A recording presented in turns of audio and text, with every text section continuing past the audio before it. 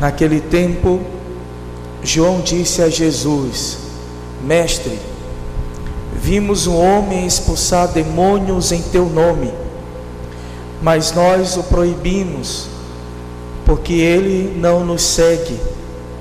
Jesus disse: Não o proibais, pois ninguém faz milagres em meu nome para depois falar mal de mim. Quem não é contra nós é a nosso favor. Em verdade eu vos digo, quem vos der a beber um copo de água, porque sois de Cristo, não ficará sem receber a sua recompensa.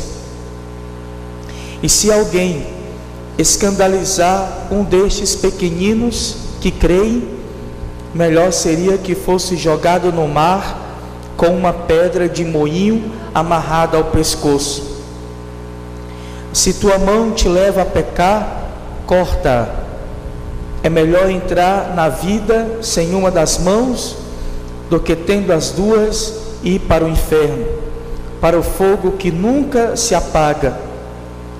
Se teu pé te leva a pecar, corta-o. É melhor entrar na vida sem um dos pés do que tendo os dois ser jogado no inferno. Se teu olho te leva a pecar, arranca-o. É melhor entrar no reino de Deus com um olho só do que tendo os dois ser jogado no inferno, onde o verme deles não morre e o fogo não se apaga.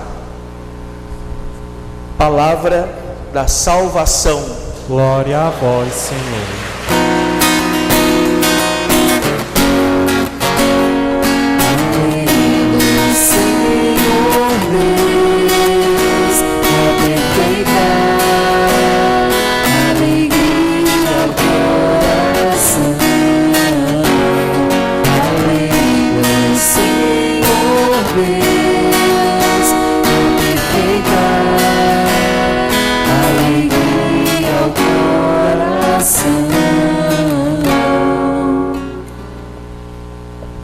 Louvado seja o nome do nosso Senhor Jesus Cristo. Meus caros irmãos e irmãs, nós aqui estamos neste momento da liturgia da Palavra de Deus, neste momento que nós, como igreja, nos alimentamos da Palavra do Senhor, e nós sabemos de toda a força, esta força eficaz que tem a Palavra de Deus para as nossas vidas. Já é uma dádiva, já é uma bênção de Deus, um privilégio de nós podermos todos os domingos escutarmos a Palavra de Deus, a Palavra do Senhor na Santa Missa. Só pelo fato de nós sentados em silêncio, escutando a proclamação da Palavra de Deus através dos leitores, dos seus instrumentos, a Palavra de Deus que nós vamos escutando, ela vai aos poucos entrando no nosso coração e aos poucos também transformando a nossa vida, nos convertendo. É a força em si mesma da Palavra de Deus, porque a Palavra de Deus é uma palavra que tem uma força nela mesma, que vai agindo em nossos corações, em nossas vidas. Hoje estamos diante desta liturgia da Palavra de Deus, deste domingo, dia do Senhor, celebrando esta liturgia dominical do 26º domingo do tempo comum. Diante desta liturgia da Palavra de Deus hoje, quem dá, digamos assim, o tom desta liturgia da Palavra de Deus hoje, que dá, digamos assim, a marcação, que aponta para nós um direcionamento do que é que nós temos que refletir nesta liturgia de hoje, dentre outras coisas, de outras abordagens que nós poderíamos fazer. Mas quando nós olhamos a primeira leitura, nós temos ali o tom, o rema, a marcação do que é importante que nós reflitamos nesta liturgia de hoje. Porque se nós observarmos, a primeira leitura está em sintonia com os primeiros versículos do Evangelho de São Marcos de hoje. Só recapitulando, na primeira leitura, tirada do livro dos Números, no período que Moisés estava caminhando com o povo de Israel, depois que eles tinham saído do Egito, da escravidão, da terra de escravidão, e de repente nós sabemos que Moisés delegou anciãos para serem líderes do povo, e de repente um desses homens que seguiam, que eram líderes na época de Moisés, viu um certo alguém profetizando, pregando, e ele rapidamente corre para Moisés, para contar para Moisés, de dizer: olha, eu vi uma pessoa que está pregando em nome do Deus verdadeiro, no nome do Deus de Israel, mas ele não é um dos nossos. E aí Moisés vai dizer uma coisa que de fato é muito bela, muito profunda. Ele vai dizer: não podemos proibir, não fique com inveja. Quem dera que todos os filhos de Israel fossem profetas. Olha que coisa bonita. Quem dera. Em vez da gente estar dizendo que só algum ou outro deve ser profeta, ele está dizendo: olha, bendito Deus, seria mais ainda se todos fossem profetas. Lembra do Evangelho quando João, um dos 12 apóstolos, João, vê que tem um homem expulsando demônios, e o que ele faz?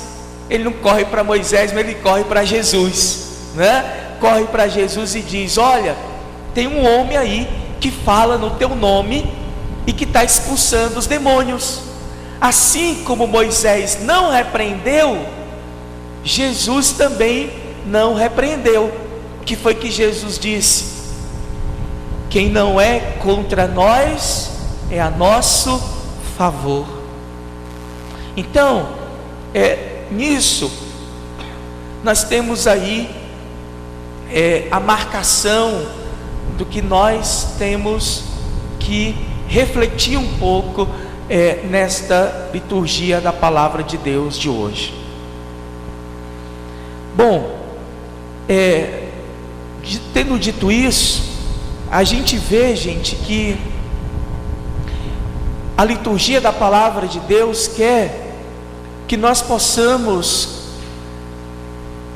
alargar o nosso olhar de compreensão de que Deus, Ele pode realizar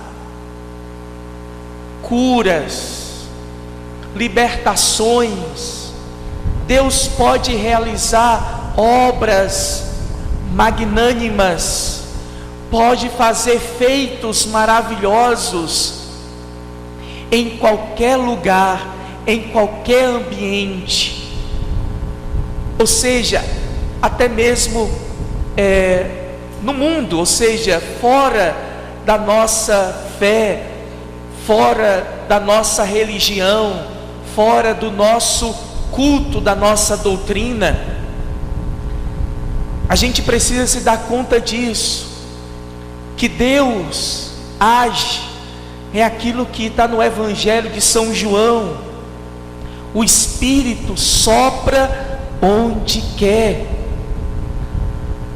O Espírito de Deus, a ação de Deus no mundo, a gente não pode achar que o Espírito de Deus só age na nossa igreja, na nossa religião. Nós não podemos ter a impressão de que o Espírito Santo de Deus está dentro de uma gaiola, está engaiolado dentro da igreja, do cristianismo, está dentro da nossa igreja católica. Então a gente precisa fazer este exercício, de ir também com humildade. Claro, gente, para que a gente entenda isso que eu estou falando aqui, que a liturgia da palavra de Deus está falando, nós temos que saber, nós precisamos ter alguns pressupostos. É claro que não é que a gente queira colocar todas as religiões em pé de igualdade, não é essa a questão. A gente sabe que Jesus, Ele instituiu essa igreja como a sua igreja verdadeira, mas é para que nós entendamos que Deus, Ele derrama o seu Espírito. É como se essa igreja aqui fosse um copo, e Ele derrama a sua graça sobre nós. Mas a sua graça, ou seja, Ele derrama sobre nós, porque é a sua igreja. Mas a sua graça, Ele enche de tal maneira, de tal forma. É como você pegasse uma jarra e um copo, e você, depois que você chegasse a derramar ao ponto de encher todo o copo, você continuasse derramando. O que vai acontecer? Vai transbordar. Então, essa compreensão que nós precisamos ter. O Espírito Santo de Deus que age no mundo é um transbordamento da ação do Espírito de Deus que age na sua igreja que Ele instituiu. Mas a gente precisa entender isso. Quando a gente vê ações de Deus no mundo, a gente precisa lembrar: é o Espírito de Deus que transbordou da ação da nossa igreja. Mas perceba, Ele não fica apenas nesse copo, Ele transborda e transborda para o mundo. Então é isso que o Evangelho nos mostra, porque a gente pode ver, gente, muitas ações no mundo que contribuem para a construção do reino de Deus. O mais importante é a construção do reino de Deus, que nós também vemos ações de defesa da dignidade humana. Quantas ações caritativas de várias religiões, de várias entidades que não tem nem sequer às vezes um cunho religioso, que são ações benéficas que devem sempre ter a nossa reverência, a nossa admiração, porque não é só pessoas da nossa igreja, não são só os cristãos deste mundo de hoje que são construtores do reino de Deus. Existem outros irmãos, outras irmãs, existem outros semelhantes igual a nós, que têm uma outra fé, que seguem uma outra doutrina, mas que o Espírito de Deus os inspira para que eles façam coisas boas, construa o reino de Deus. Como vai dizer o Evangelho de hoje, qualquer pessoa no mundo inteiro que oferecer um copo d'água para alguém, você já vai receber uma recompensa. Olha só, para dizer que Deus, Ele se agrada com qualquer mínimo gesto. O que é um gesto de você oferecer água a alguém? É um gesto tão pequeno, mas que Deus vai recompensar. Quantas ações no mundo que a gente precisa entender que Deus age no mundo. O Espírito de Deus sopra onde quer. É isso que a gente vê na primeira leitura e no Santo Evangelho.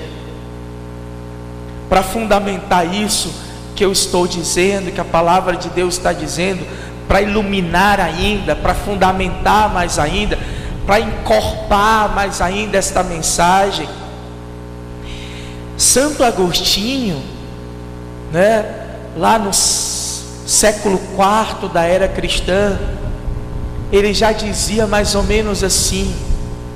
Santo Agostinho, doutor da nossa igreja, ele vai dizer: é possível nós encontrarmos fora da católica coisas católicas. É possível encontrarmos fora da católica coisas católicas. Porque quando ele fala a católica, é a igreja, que ele chamava a católica, a universal, ou seja, conforme o todo. Então, Santo Agostinho, ele já no século IV da era cristã, ele reconhecia isso.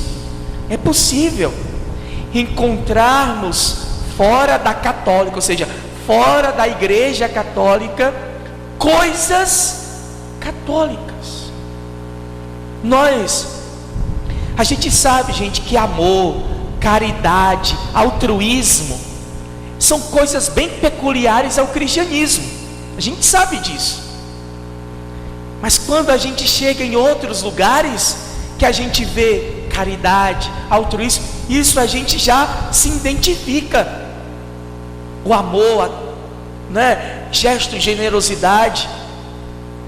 É como se nós chegássemos em outros ambientes e disséssemos: não é a igreja católica, mas tem sinais, tem marcas, tem DNA, tem marcas ali, tem impressões digitais, digamos assim, do catolicismo, do cristianismo, em outros lugares, em outros ambientes. A gente identifica. Não é a igreja católica, mas a gente vê sinais da católica em outros lugares, em outros ambientes. E que nós, como igreja, como cristãos católicos, nós precisamos não ter inveja, não precisamos ter inveja, como João teve inveja quando viu aquele homem expulsando os demônios em nome de Jesus, como aquele homem que foi enredar, falar lá para Moisés, e Moisés vai dizer: meu filho, você sabe de nada, você não sabe nem o que você está falando, quem dera se todo mundo fosse profeta.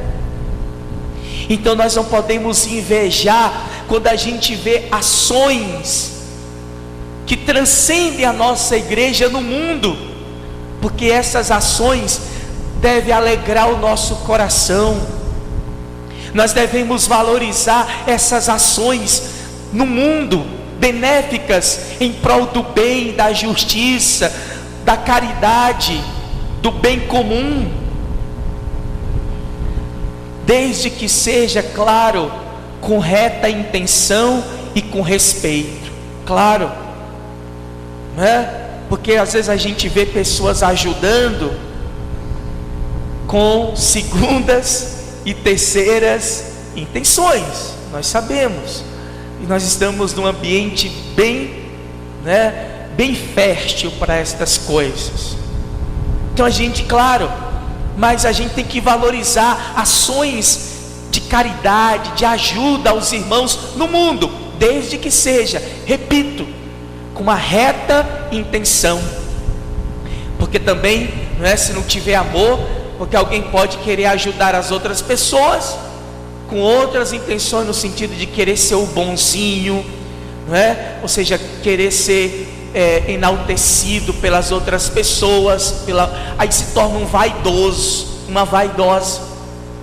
Mas a gente tem que valorizar ações benéficas no mundo, desde que seja com uma reta intenção e com respeito. Nós não devemos ter inveja, nós precisamos nos alegrar. E também, é uma oportunidade também o evangelho de hoje, como a primeira leitura da marcação, para que nós reflitamos como a gente tem que valorizar ações benéficas no mundo, que o Espírito de Deus age em outras religiões, em outras pessoas, mas a gente também pode olhar para dentro mesmo da nossa própria igreja. Nós deveríamos, entre nós, valorizar mais, porque nós sabemos que a nossa igreja, ela não é uniforme, não é? Existe uma diversidade de dons, de carismas na nossa igreja, e que muitas vezes, até mesmo dentro da nossa igreja, nós não somos capazes de valorizar, de apreciar benefícios, benfeitorias que são realizados por vários membros do nosso corpo eclesial. Pode acontecer isso, e essas coisas acontecem, infelizmente. Às vezes a gente é de um movimento, de uma pastoral, e a gente valoriza as nossas ações, mas às vezes a gente não é capaz de reconhecer as ações benéficas de outras pastorais, de outros movimentos, de outros meios que nós temos na nossa igreja, e que nós precisamos admirar. A gente precisa admirar, a gente precisa se admirar mais um ao outro, admirar um movimento, admirar um carisma, admirar ações que acontecem dentro da nossa própria igreja, e que muitas vezes nós não valorizamos. Nós, diante deste evangelho, diante desta ação de Deus no mundo, nós precisamos louvar e bendizer a Deus. Louvar e bendizer a Deus, porque Deus é criativo. Existe aí uma fantasia. Deus tem uma fantasia imensa, que Ele age de diversas maneiras dentro da igreja, e também Ele age no mundo. É uma oportunidade para a gente louvar e bendizer a Deus por quantas obras de promoção humana, de caridade, de ajuda ao semelhante, que tudo isso deve ser louvado por nós.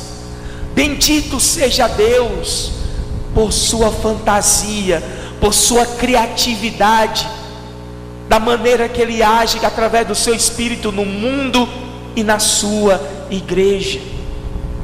Como Deus é criativo, e que nós possamos ter este olhar, né? Este olhar sobre esta realidade que a liturgia da palavra de Deus hoje nos convida a nós olharmos com mais carinho, com mais atenção, com mais zelo, né? Com admiração por essas ações de Deus dentro e fora da nossa igreja. Por fim, nós temos aí A segunda leitura é tirado do livro de São Tiago, que fala, gente, não é importante aqui eu com breves palavras, essa carta de São Tiago, ela é muito forte, né? Ou seja, ele exorta, ele denuncia os ricos. São ricos injustos, são ricos porque menosprezam, porque humilham os mais pobres. Ou seja, são aqueles patrões, né, que são corruptores, que sequer pagam o salário dos seus funcionários, como vai dizer aí, dos seus operários. E São Tiago está denunciando isso. Ou seja, quantas pessoas que a gente vê ultimamente na sociedade, naquela época e nos nossos dias atuais, que são ricos às custas do roubo. O que adianta? O que adianta a pessoa morar numa mansão, andar num carrão, ter uma conta bancária às custas de roubo, de falcatruas, de cambalachos? Não pelo esforço do trabalho. E a gente sabe, gente, infelizmente, já nos primórdios da era cristã, os santos, os padres da igreja já diziam que quando você vê alguém muito rico, ou ele roubou, ou foram seus pais que roubaram. E é uma verdade. Seja as pessoas fazendo falcatruas para sonegar impostos, seja tirando dos mais pobres. E é isso que São Tiago está dizendo. O que adianta as pessoas serem ricas às custas de puxar o tapete de alguém, de humilhar alguém, às custas dos outros, fazendo os outros sofrer? Isso certamente não agrada a Deus. E que riqueza é essa? Que fruto de riqueza é essa? Que foi às custas do sofrimento de pobres, de outras pessoas. É um texto bem atual para nós, mas que nos faz realmente refletir, porque é importante. Porque as pessoas que têm muito dinheiro, elas só confiam, a segurança delas está no dinheiro. É uma grande ilusão, é um equívoco. As pessoas colocam toda a sua segurança no dinheiro e estão dispostas a pagar qualquer preço para ter muito dinheiro, nem que seja através do roubo. O que adianta? Eu fico pensando, meu Deus, você tem um carrão, uma casona, e aí depois você é descoberto, a Polícia Federal vai na sua casa, e aí você perde tudo, bloqueia a tua conta bancária, e aí você olha para os teus filhos, para os teus netos, para os teus vizinhos. Às vezes a gente até vê quando as pessoas começam, né, a melhorar de vida assim de uma forma muito rápida, a gente já desconfia, não é? Gente, como pode um negócio desse? Só pode estar roubando, não é? E a gente, diante de Deus, a gente precisa, porque a gente tem uma hora que a gente pode ter muito, mas uma hora a vida e Deus pode nos cobrar. Entende? O que adianta eu ter uma casona, um carrão, uma conta bancária e depois perder tudo? e ainda ser humilhado publicamente. Às vezes o neto vai talvez na escola e a turma pode até dizer: tá aí, ó, tem aquela casona, mas às custas do roubo. Isso é humilhante. Não é assim, não é dessa maneira que a gente tem que construir a nossa sociedade, focando no dinheiro, como se o dinheiro fosse tudo na nossa vida. Não, gente, é importante sim, mas é possível a gente poder ganhar dinheiro sem enganar ninguém, sem roubo, sem falcatrua, sem cambalacho, porque não é um dinheiro abençoado. É isso que São Tiago está dizendo. Uma hora vai ruir, uma hora vai ao chão, nachon, né? No chão. Pou! A nossa segurança está em Deus, não no dinheiro. Vai dizer um escritor, me perdoe que não vou lembrar agora, mas mais ou menos que diz assim, que a riqueza não faz mal a alguém que já é bom. É verdade. A riqueza não faz mal a alguém que é bom, porque esta pessoa boa, com a sua riqueza, ela vai ser misericordiosa, ela vai saber ajudar as outras pessoas. Como também a riqueza não pode ajudar alguém que é mau, porque alguém que é mau é avarento, né? Só quer esbanjar, é mesquinho, não quer partilhar. Então, para aquele que é bom, a riqueza não faz ele mal. Eu acredito nisso. Pode ser questionável, isso é apenas um pensador que está dizendo, mas faz um sentido, né? Tem alguns dizeres por aí que a pessoa diz assim: a pessoa quando é rica, quando ela tem muito dinheiro, não foi o dinheiro que a transformou, ela apenas está mostrando o que ela sempre foi, né? Não tem esse dizer? Mas também digo isso hoje através desse pensador, que quando a pessoa é boa, mesmo que ela fique rica, o dinheiro não vai fazer ela ser uma pessoa má, porque ela vai saber ajudar as outras pessoas. Mas uma pessoa má, né?